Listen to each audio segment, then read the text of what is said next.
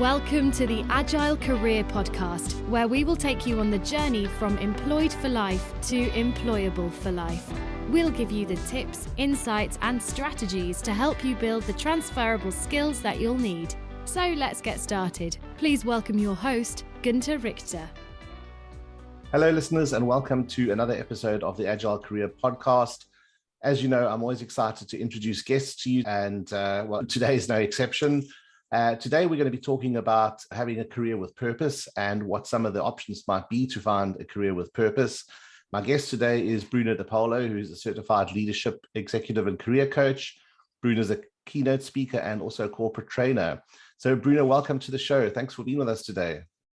Thank you so much, Günther. It's a pleasure to be here. Do you want to, I've given a sort of brief intro to you, but do you want to introduce yourself in a little bit more detail and share with the listeners what it is you do as a certified coach?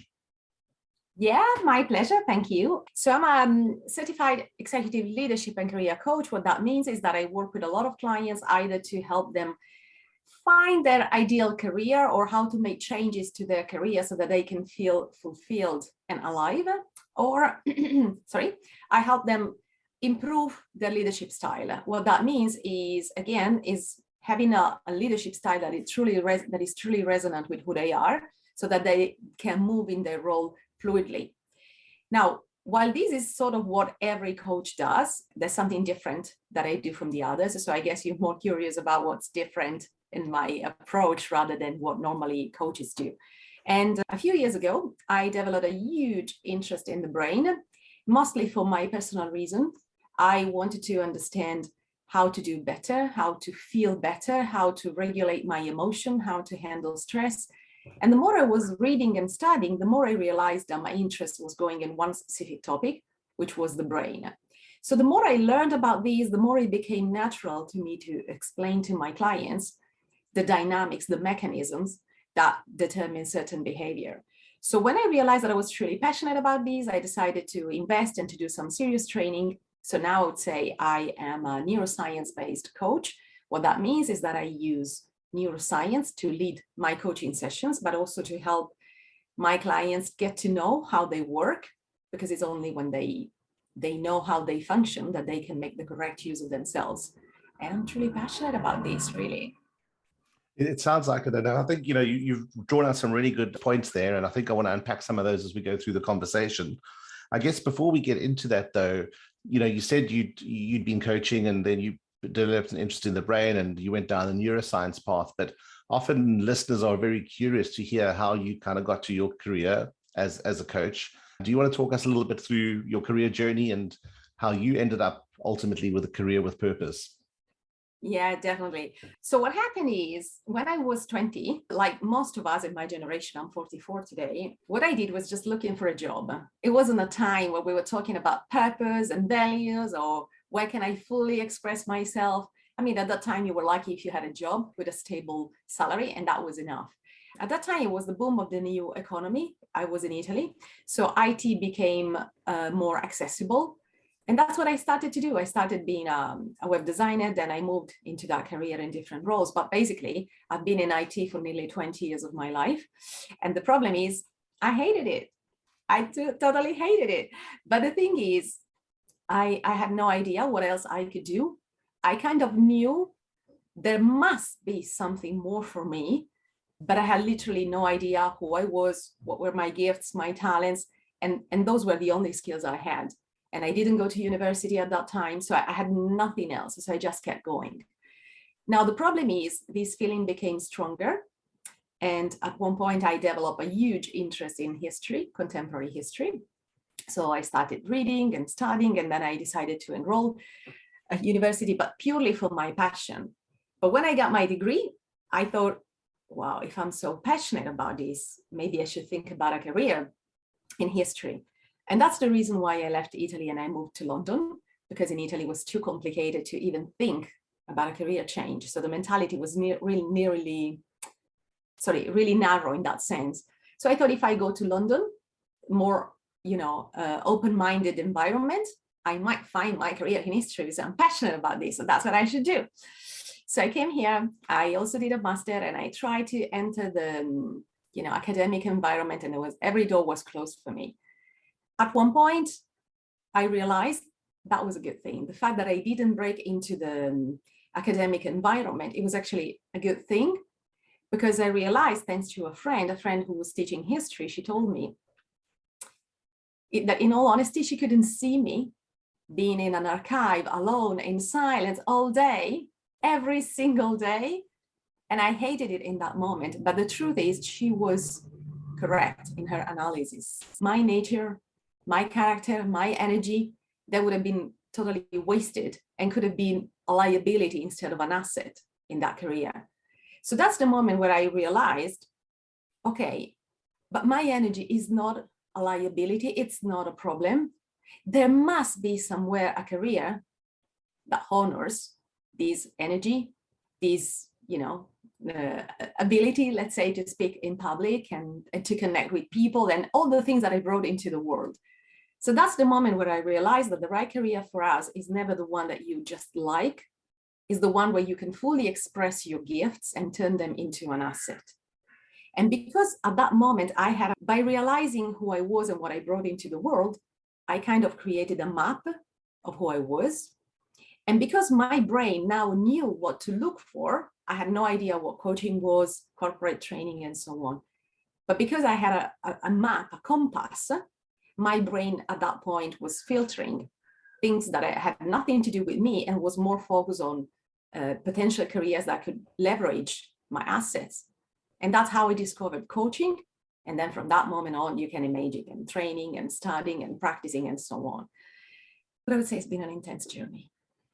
That's an awesome story. And I think, really lucky that you had a friend who highlighted or spotted, those, I guess, attributes that you possessed and that you might not have seen yourself. As you said, you might have started in academia, spending your days in an archive, excuse me, after X amount of years, finding you were really bored and hated it, and then only thinking about a career change. So I think, taking that, not necessarily advice, but almost like a kind of sounding board, whether it's a friend or a mentor. Mentors are important and great to help you unlock what those attributes are that are going to serve you going forward in a career change or growing your career. It's interesting, you spoke about passion. And I think, if you look at perhaps some of the subject matters, perhaps like history or music, the arts, it's easy to be passionate about those things. And those are sometimes difficult to translate into careers, as you've described. If someone has a passion for finance or IT, that's fairly straightforward, in terms of what you can do as a career. And what would you give people? What advice would you give in terms of taking that passion and understanding then, what your purpose is really? How do you translate those two? Yeah, I would start, Gunther, from the fact that, in my opinion, there's too much talking about passion. I don't think we should consider passion as a compass to tell us in what direction we should go. Because as I just said, I was truly passionate about history. So that's been my main mistake. There's a lot of talking about, find a job you're passionate about, and it will feel like you never work one day in your life. I'm not saying that passion shouldn't be in your job. Of course, I'm truly passionate about what I'm doing. I'm saying that it shouldn't be the first thing that we should look at to find the right path. And I tell you why. We are all multi-passionate people. I'm passionate about so many things. How am I supposed to know which one is the right one for me? I'm not financially so rich that I can afford many different career changes until I find the right one. And I cannot afford it from a standpoint of self-esteem as well, because every failure won't help in the next change.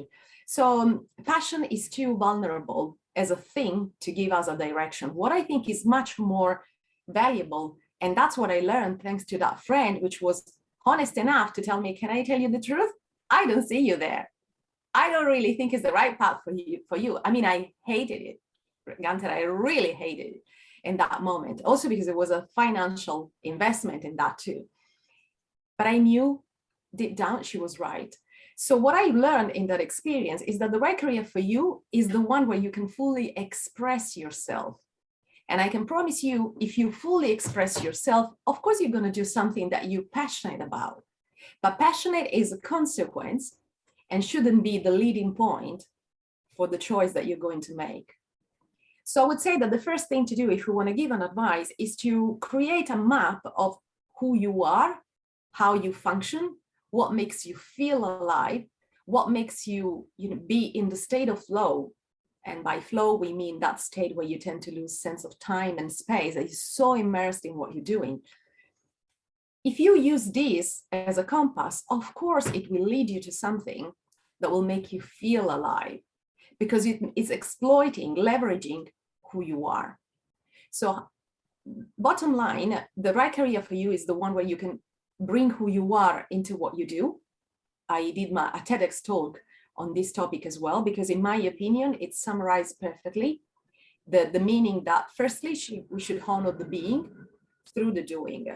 So the doing comes from an analysis of the being.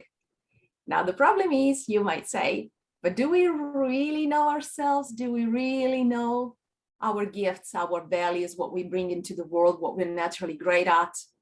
So many of my clients come to me exactly for this reason. So they don't really know what talents they have, because they tend to confuse talents with skills. So firstly, it's an analysis of who you really are, and then you can think of a career that will tick as many boxes as possible of your being.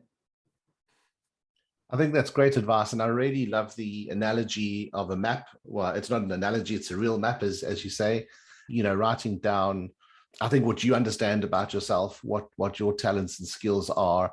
But I think also, as you said, seeking advice, because all of us have blind spots. There's things that we can see that others can't. There's things that others can see that we can't. And of course, there's the obvious things that others see that we see. And those are probably the things you're going to write down. So I think it's great creating a collection of all of those sorts of things and using that as a bit of a guide or a map to drive you forward. What a lot of people I find struggle with is making that transition then to say, well, okay, I've sat down and I've understood, I've introspected, I've understood what my skills and talents and attributes are. I've asked others, and I've created this set of, let's call them this map. How do I translate that into what the options are for me? Is this telling me I need to go and do data science, or I need to be a coach, or I should move into finance or become a lecturer? How do they translate what their skills inventory is, I suppose, into what a viable career might be? That's the most delicate stage indeed of the process of changing career. I think what is really, really important is understanding two things first. One, the world has changed so much. No one, not even a career coach like us, can tell you what would be the right job for you, because there are so many options and so many job titles that are completely new. We don't even know what they really mean. So there's no way that you can make a map and then a list of all the job and logically see what would be the most available for you. This is the first thing that we need to keep in mind. The second one is that's the moment when a little bit more of trust will help. And I'm not saying trust in the universe or anything like that. I'm talking about your brain. Trust your brain. Now, what I want to emphasize here is the brain works with filters, and obviously so, because otherwise it would, if every time I would focus on everything, I'm talking to you, I can see, your guitar and your microphone and your pictures out there. If in this moment I was focusing on everything, I'll be exhausted after 5 minutes. So I'm talking to you, my filters are concentrated on the conversation and just what you're saying, and I'm ruling out everything else, and rightly so. What that means is, if it is true that the brain works in this way, and it's a function called reticular activating system, we need to know how it works, because when we embrace that we have this capacity, then we can trust it when we need it. Now, what that means is, what I did was creating a map. Okay, this is everything that I bring into the world. And that includes personality as well, and my vision, and everything that I've learned in my life through positive and especially negative situations. Everything was on paper. The moment that I know that I'm looking for something that will exploit all that, I don't know what it is, and I shouldn't go for specific job titles, because again, the job titles I have in mind are very narrow. You may have others. Is the sum of yours, mine, John's, Mary's, and Sylvia's all together that make, a realistic picture of what's available? That is too much.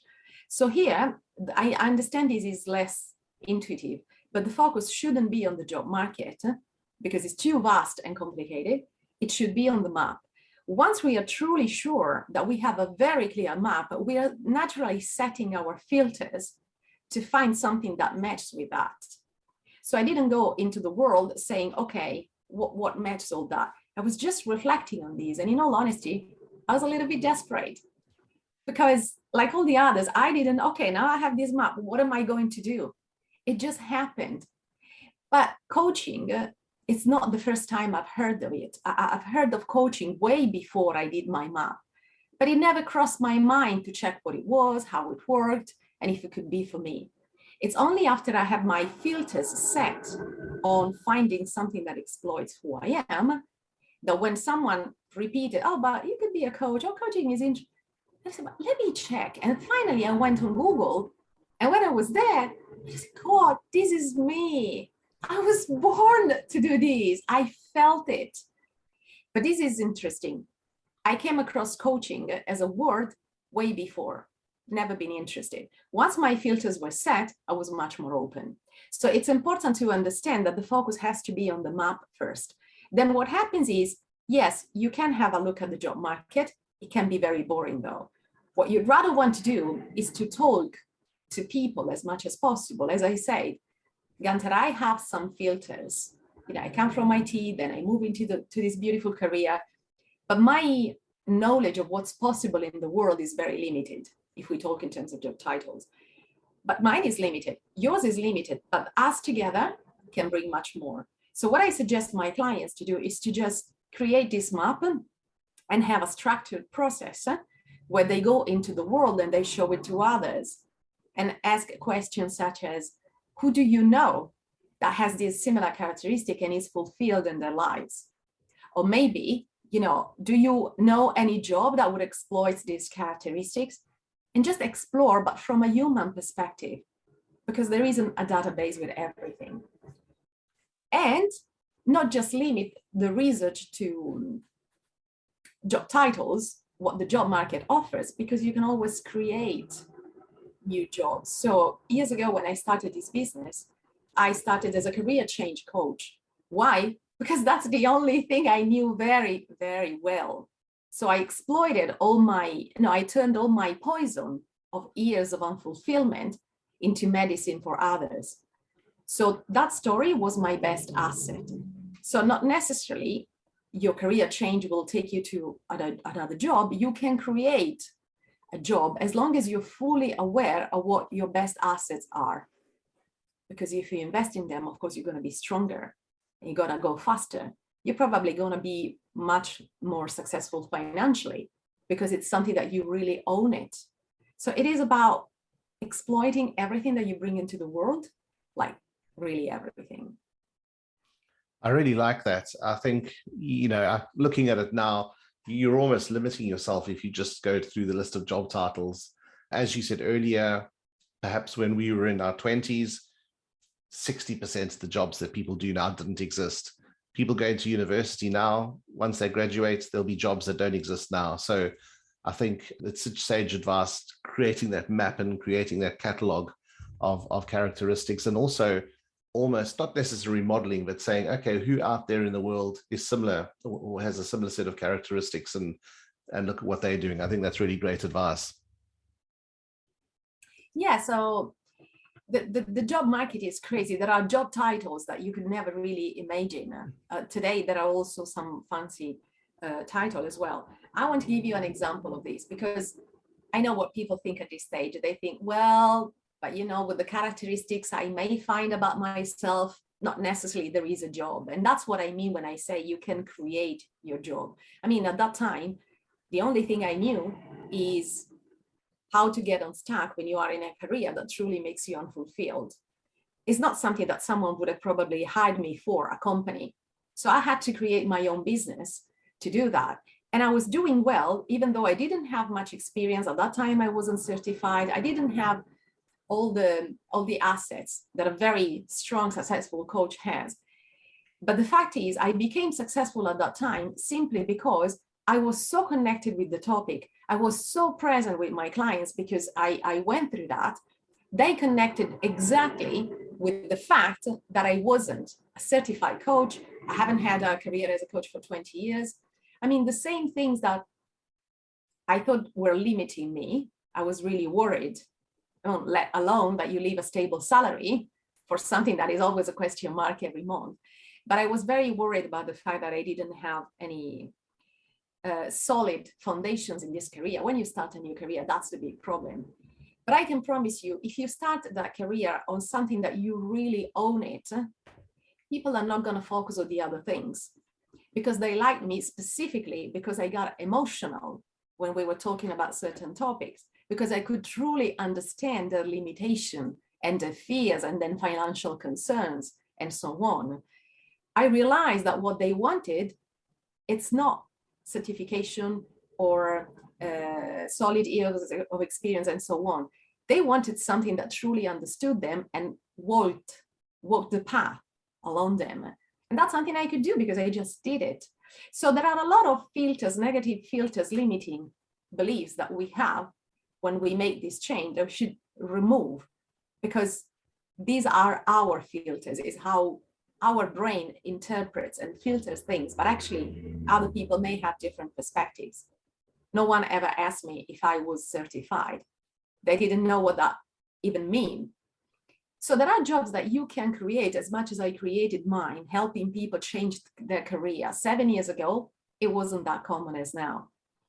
There's another example that I use with my clients and they love it. When they see this, they say like, wow, okay, bro, you're right. My point is that there is always a career that you can either find or create based on who you are. Again, the focus is always on the being. Then the doing has to come later. But what if you do this analysis on yourself and what you find, it's something that is not sellable? And I argue that the world is crazy enough, Gunther, to always buy everything. And we see this every day. People sometimes have crazy ideas and they get into the market and then they sell it a lot and it doesn't make sense to us. But the world is crazy and vast and diverse enough to buy literally everything. So what happened is I found a website and I don't know the guy. I can just make assumption. I found this website and it became my best example for the moment when clients say, okay, what if I do this analysis on myself and what I realize I bring into the world, it's something that can be sold, like, singing, dancing, acting. And what if what you notice your gift, your best gift is, for example, cuddling? No, it might be your best gift in the world. Maybe you are a very good cuddler. I mean, what can you do with that? But someone did it. It's called cuddlist.com. Not only this guy expressed fully his being through the doing, but he created this website and he started being a professional cuddler. This is important. I know it can make us smile, but it is really important that we produce a level of oxytocin, that is the hormone that is generated thanks to a sense of belonging and physical contact. It makes us feel better. So what if you're single? Professional cuddlers. So not only he started his career in these, but he also created a certification program, and now he's certifying other professional cuddlers all over the world. But the point here is how smart it is to do. This is the meaning of really trusting yourself. Trust that whatever find inside yourself, if you've been given this gift, there must be a reason. Your job is to find that reason. Like, I have a gift, hasn't been given to me just for the sake of it. If I've been given a gift, it's because I'm meant to use it. And if you cannot find where to use it, is more your problem, your limitation, rather than an inability of the world to accept it or invest in it.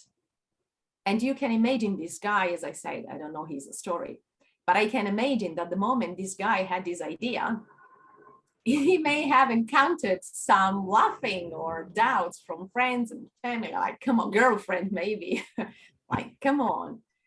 So think about how strong he must have been and how much he believed in himself to break through these imposed limitations and keep going with his ideas, which is now doing very well.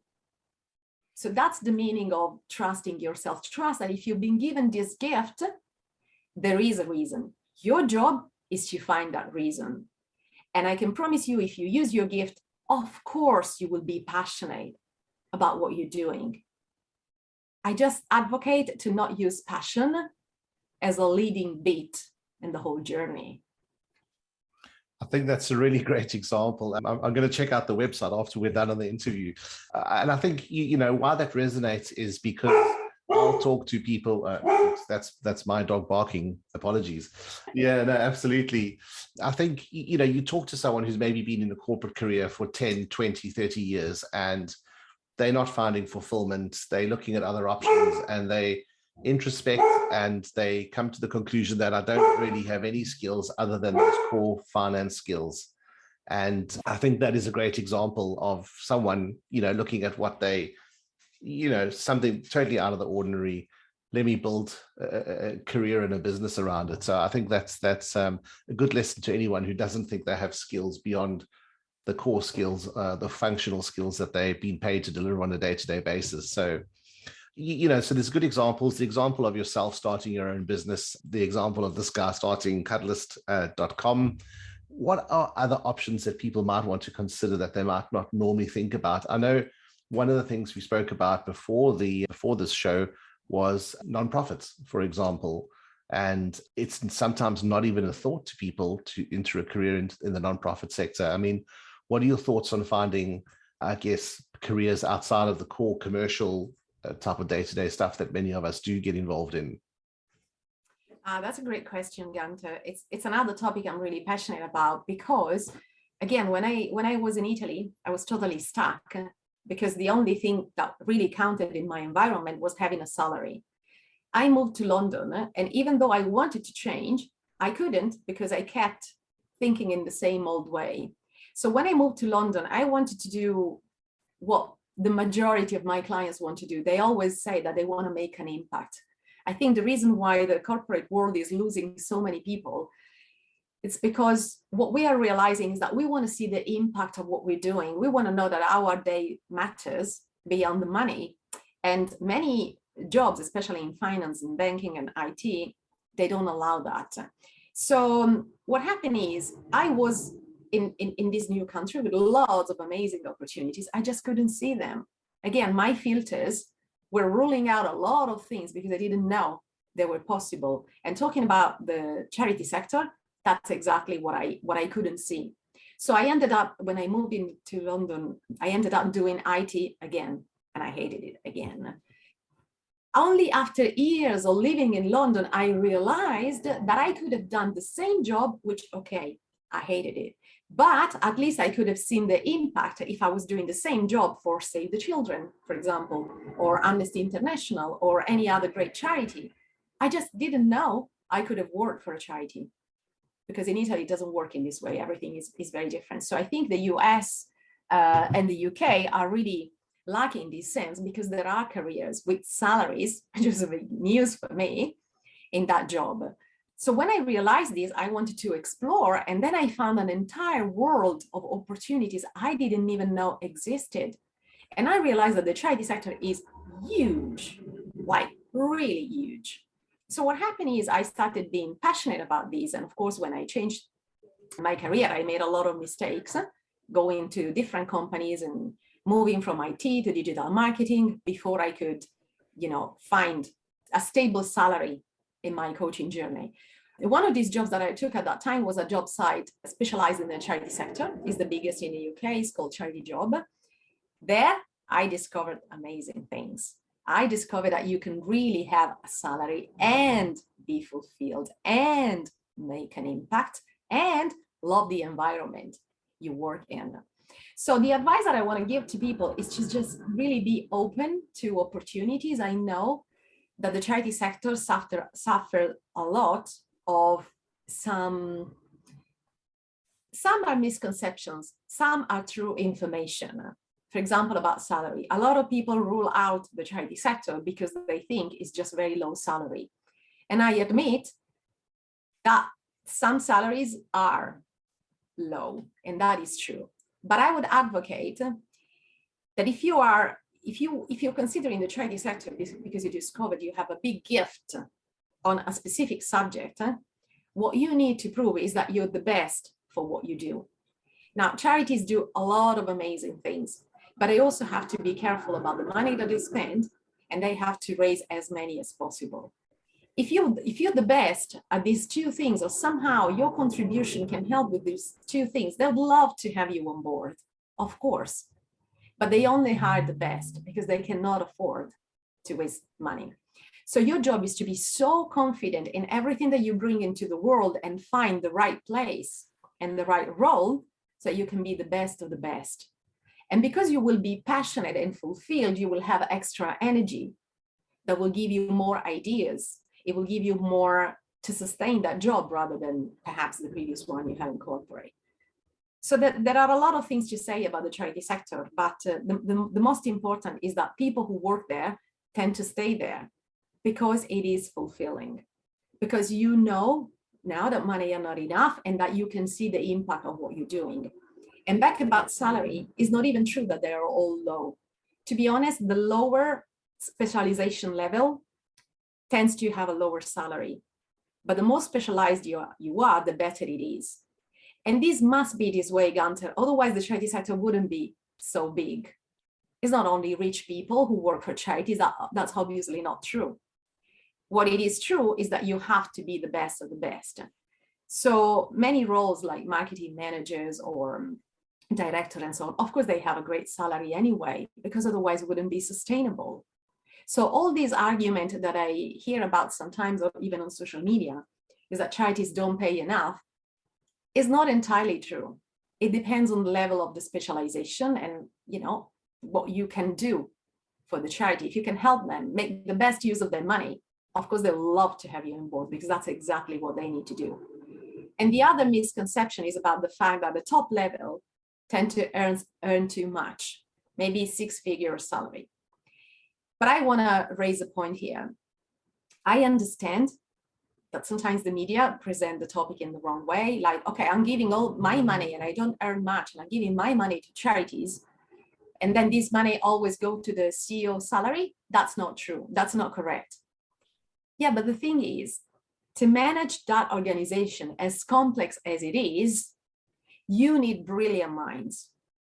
The best way to do this is to go where brilliant minds are, and brilliant minds often are in corporate, and they have a certain lifestyle. Now, if you want to grab them and bring them into your charity, you can't ask them, you can't simply to, you know, take their kids out of private school or other things. You just want to have the best of the best, maybe negotiate a bit. They will never earn as much as in a bank, that's obvious, but they know how to make the best use of the money. So you want to steal these people from corporate and bring them into charity. You have to give them something. And if it wasn't for them, probably the whole organization wouldn't be there anyway. So it makes no sense, in my opinion, to complain about the fact that the top executives earn as much. You need to judge what they're doing with that money. If they're doing well, it's absolutely fine. That organization couldn't work without them.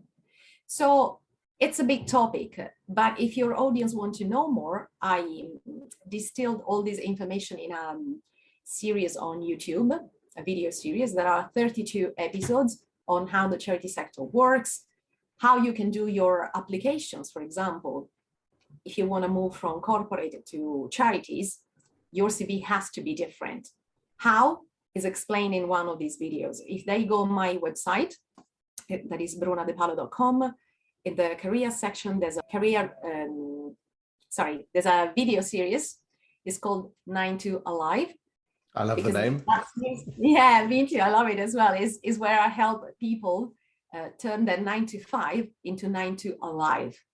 A career that makes you feel alive because it exploits what you bring into the world, and it also makes a strong, visible, tangible impact. So there are a lot of things to say. We can't cover all of that now, but I would say definitely deserves a thought. It's much easier to find a career that exploits your gifts in the charity sector because there's a variety of roles that you would never find in corporate rather than in the typical corporate world. So at least something to consider, I would say. Absolutely. I mean, you've covered off quite a lot there. And what I'll do for the listeners is I'll post the link in the show notes so they can go to that video series along with the link to your website. I think in terms of the nonprofits, you know, I always say every business is in the business of staying in business. And if a nonprofit can't stay in business, it's not going to be any good to the community or the audience that it serves. So you're absolutely right in terms of saying, you know, nonprofits need strong leadership. They need people with skills and talents, and they should obviously be suitably rewarded. They face the same, if not more problems, complex problems, I think, that corporates face. You know, having done some work with a nonprofit, 600 stores on the high street, you know, selling pre-owned goods. How do they best price them? How do they discount them? How do they move stock through? How do they highlight which are valuable items that shouldn't be discounted? How do they manage their stakeholders? You know, they've got different stakeholders in terms of researchers, people who volunteer their time, people who donate. It's a complex environment. So I think looking at all of those kind of business challenges, I say in inverted commas, there's certainly roles out there that, you know, you can lift and shift from the corporate world and apply your talents in a nonprofit role. So yeah, I think, yeah, I'll post those videos and people can go and have a look at them. I think one of the things I'm also keen to understand, and the listeners are always keen on as well, is the concept of transferable skills. And I think, you know, what's often not apparent is these skills that I have now, how can I apply them elsewhere? For example, in the nonprofit sector, how do people go about kind of identifying those transferable skills and perhaps reframing them to say, well, these could serve me elsewhere, perhaps in this role I've never thought about before? Very good question, and I like the fact that it's a double-folded question. Like, how do I identify them and how to reframe them? Because that's the most important thing, is how you present them. And to present them properly and sell them, you need to be persuaded as first that they can be valuable in a different environment. So I know when we talk about transferable skills, generally we tend to talk about negotiation, team working, communication, and so on. My suggestion is to stay away from these words because these are too common and they're not credible anymore. Of course, you know, you're a communicator and that's transferable, but that's what everyone else writes on a CV. My point is that especially when you change your career, in every application, but especially when you change, you really want to shine. When you change your career, generally you have a problem, and that is that you have less experience than your competitors, other applicants in that role. What you need to do is you have to counterbalance that lack of experience with something else. That's something else. One of the things is the language that you use in your CV. You really want to wow them. If you write a CV where your transferable skills are communication, negotiation, team working, you're not wowing them. You're telling them exactly what other people are telling them. So the first thing that we need to do is to identify them. And yes, it can be communication, but you want to reframe them. You want to write them in a way that it makes it exciting. It makes them curious. So in terms of communication, instead of this, you can write what is specifically that you do so well, uniquely well in communication. So it could be, for example, storytelling.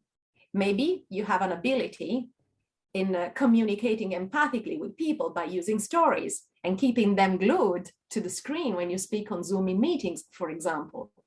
You want to emphasize something more specific, something that is more unique, tailored to you. Because when they read a CV, their brain just, you know, it's switched off by the fact that they see continuously the same things. The brain wants novelty. So tell them something new. And if you don't have anything new, tell them something that is common, but in a new way. So it's important to really understand. I'm not saying that negotiation is not a transferable skill. I'm saying that you want to phrase it in a way that makes it new and exciting and more resonant with your personality. Now, how to identify them? I would say instead of looking at the job, which is the most common thing to do, you look at your job and say, okay, what is that could be transferred somewhere else? I would say that perhaps the best thing to do is to look at your life and not just your job. Because if you look at what you do well, that is transferable as well. Then it is possible that what you do well, you are using it in your job. But if you limit your research to your job, is already a narrow vision of what you bring into the world. So look at what in your life, which includes the work, but more broadly, look at your life and what kind of compliments you tend to receive from others. What is that you do consistently well? What is that you notice it comes easy for you? And then see how well you utilize these things into your work and find a way to reframe these in an exciting way to put into your application. Okay, that's cool. There's two, the two takeaways there for me are, one, the kind of reframing, as you say, and having looked at hundreds of CVs myself, you do get bored. You like to say, okay, how is this different from the one before? So reframing those and adding some form of differentiator, I think is great. And then secondly, I think in identifying those skills, looking outside of your career and your job, looking at your personal life, looking at your family, looking at your friends. I think those are great bits of advice. That kind of talks to, I think, some of the, the sorts of skills that you would put on your CV. But I think there's some, and I want to draw this back to your opening statements around your journey in terms of neuroscience. And, you said you did a lot of research at the start of your journey around regulating stress and handling emotions. And what's your feeling on those sorts of skills to develop, not necessarily to put on your CV, but to have as skills to manage yourself and understand yourself? For me, this is key, Gunther, because my life has changed a lot since I started being in touch with myself and the ability to regulate what's going on and understanding it. And I can see this has a huge impact on clients as well. When they understand how they function, they know what to do. They understand themselves better, but also they understand others better. Because what they might judge as a mistreatment or an annoying behavior and so on, once they understand what are the mechanisms that are happening in the brain, the dynamics that trigger a certain behavior, they're much more willing to understand it. It doesn't mean accept it, but understand it. That person is not shouting at you because they don't believe in you or because they think that you're not good enough or whatever. That something might have happened in that brain that makes them behave in that way, and they might not even recognize it.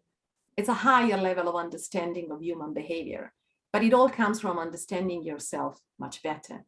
So what do we mean with stress, for example? No, this word is so much abused. We all know what it is, but if you go there and try to describe it, it's not tangible.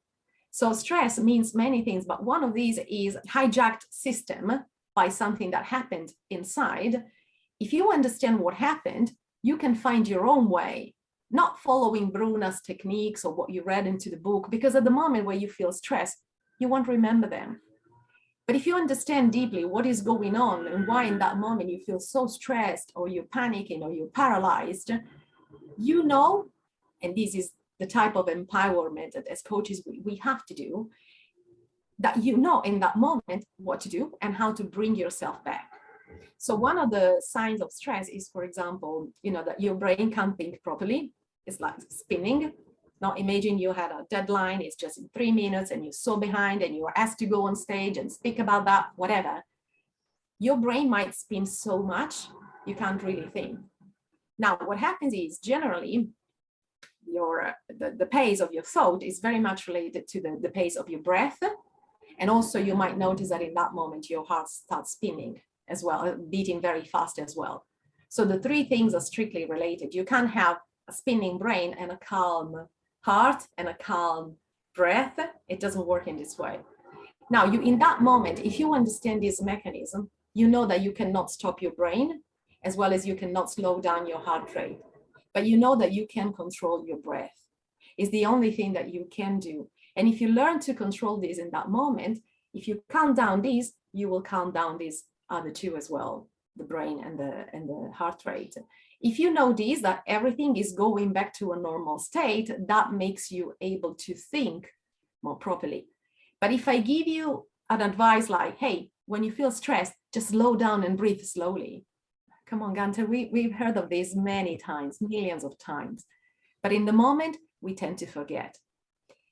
But if in a session, you practice it, you talk about it, and you remember it because your coach keeps reminding you of this, that becomes second nature at one point. And then you're more in control of how it all fits together. So that's the value of understanding the correct functioning of yourself. The more you understand, the more you own it and you can use it. I think that's great. And again, the takeaway there is, knowing yourself will help you know others. And, even in that example, you could see when someone else is in distress or nervous and, act accordingly. So I think that's great advice. All right, brilliant. I want to be very respectful of your diary. And so I'd, probably end off with a couple of short questions. One prompted by your collection of books that I can see, and put you on the spot and ask you if there's any particular book that stands out for you that you'd recommend listeners get their hands on. One that I recommend often, it can be a little bit intense, but it's absolutely fascinating. It is about the brain, and it explains a lot about how we work and how change occur. It's called The Brain That Changed Itself by Norman Deutsch. And it's based on research, and it's all the real stories of people who changed their lives by changing their brain. In this industry, there's a lot of talking about transform your life, change your life, and so on. Yeah, but what does it mean? And how does it happen? Again, it's when you look at how the brain works, and particularly at neuroplasticity, which is the ability of the brain to change, is when you understand how neuroplasticity works, that you understand how human behavior can change. So that book is filled with super inspiring stories of people who made, like, when I say changes, I mean someone who had a stroke, a heart attack, got paralyzed, and by using the mind, by doing exercises with the mind, managed to self-repair that part of the brain, and now is walking again. This type of change. So if they're capable of doing this, you, me, your audience, and everyone else around, we can do everything else. So that's the power of understanding how your brain works and what you can do. So that's the first one that comes to mind. Highly recommended. Okay, great. And I'll get a link on the show notes as well for listeners to find that book easily. And then finally, you mentioned your website, you mentioned the YouTube channel, but how do people learn more about you or get in touch if they want to have a chat? More than welcome. My website is www.brunadepalo.com. And excitingly, I am creating a new website, which will be live soon. So if your audience wants to join my newsletter, I will announce the launch of the new website with lots of interesting neuroscience-based tools and techniques specifically to improve our life and career. And it will be mostly about career change. If they want to join my newsletter, they will be aware when it's launched. So thank you for this opportunity. All right, brilliant. I'll get those links up as well. And yeah, finally, thank you so much for your time today. And I've really enjoyed the chat. I've learned loads. I've got some good tips to continue my career research and learn more. So thank you so much for sharing your knowledge and experience. My pleasure, Gunther. Thank you so much, and have a great day. Thanks, you too, Bruna. Speak soon. Bye-bye.